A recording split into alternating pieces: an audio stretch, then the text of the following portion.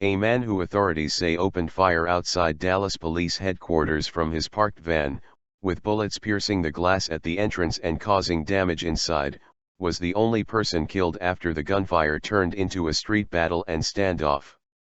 Chief David Brown said the suspect told authorities he was James Boulware and blamed police for having lost custody of his son and for accusing him of being a terrorist. But authorities declined to officially identify the man until a medical examiner verified it. A police sniper shot and killed the man in his van early Saturday after, according to Brown, the department felt he still posed enough of a threat. The suspect had told police negotiators that he had explosives in the van. When the negotiation was on, he became increasingly angry and threatening, such that we were not only concerned with our officers there trying to contain the scene being shot by him at a moment's notice, but also people nearby, Brown said at a news conference.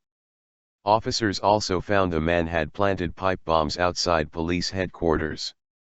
Police questioned Boulware's father, also named James, later in the day Saturday, arriving while an Associated Press reporter was at the home. Authorities said the shooting miraculously left no one else dead or injured. Among the areas damaged inside, the front desk where the worker on duty had just gone to get a soft drink.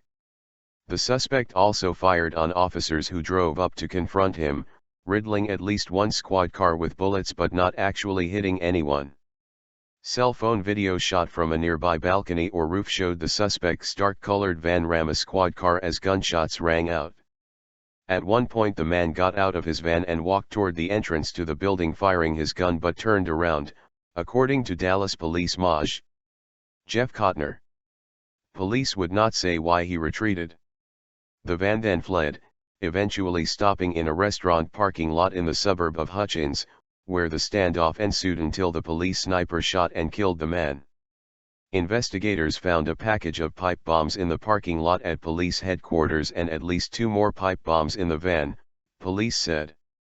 Wary that the van may have been rigged with explosives, police used a camera-equipped robot to inspect it rather than have officers approach it immediately, which was why it took several hours to confirm the suspect was dead. After he was confirmed dead, the van erupted in flames while the authorities were detonating the suspected ordnance inside. Strong feelings against law enforcement. Boulware's father said that his son had strong feelings against law enforcement after he lost custody of his son, now 12 or 13 years old. Boulware spent several hours Friday at his father's home in Carrollton, a Dallas suburb. His father said he talked about how well his recently purchased van drove. But he also discussed a widely publicized video of a police officer in McKinney, Texas, pushing a black teenage girl to the ground and brandishing his gun at other teens. Boulware's father last spoke with Boulware by phone about 3 hours before Dallas police said the shooting began. Not being able to get a job and the legal system letting him down, he finally snapped, the elder James Boulware told the AP in a phone interview before police arrived to question him about his son. But I can't say shooting at a police station is right in any way.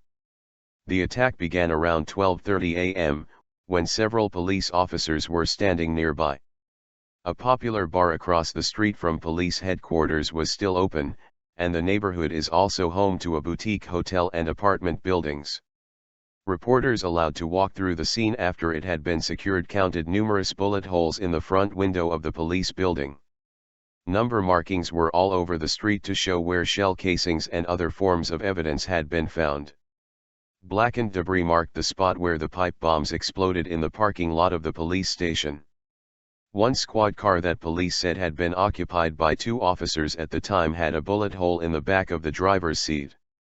Police on the scene declined to say how the 2 officers escaped the shots or if they had ducked below the dash. In the early confusion, witnesses reported seeing as many as 4 attackers, including some who had taken high positions for better vantage points.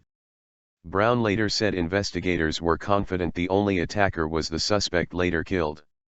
Anita Grendal was asleep in her 7th-floor apartment in a high-rise across from police headquarters when she heard gunshots loud enough to wake her up over a white noise machine in her room.